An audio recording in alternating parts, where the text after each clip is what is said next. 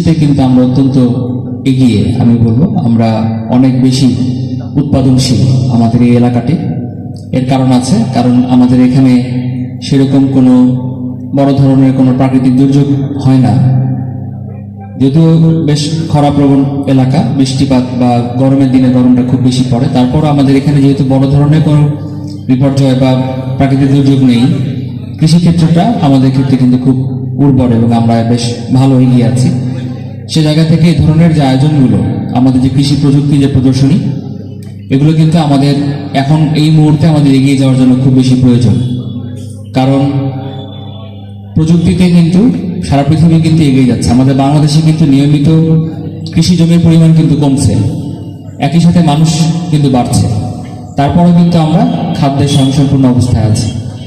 এর মূল কারণ বা মূল প্রাণ যেটা, সেটা হলো আমাদের কৃষক সমাজ, বা একই সাথে পৌঁছে দেয় আর কি। মেলা কথাটার মধ্যে অনেক ব্যাপকতা নিহিত রয়েছে।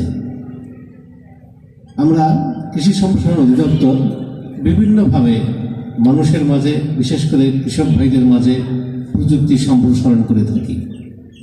তার মধ্যে মেলা একটি। এই মেলাতে প্রযুক্তিগুলো যদি কৃষক ভাইদের মাঝে ছড়িয়ে যায়, আমাদের যে জায়গা পড়ে আছে সেই জায়গা থেকে আমরা আমাদের এই চাহিদা অনুযায়ী ফসল উৎপাদন করতে সক্ষম হব। সেক্ষেত্রে কৃষি সম্প্রসারণ অধিদপ্তর সর্বদাই কৃষক ভাইদের পাশে রয়েছে।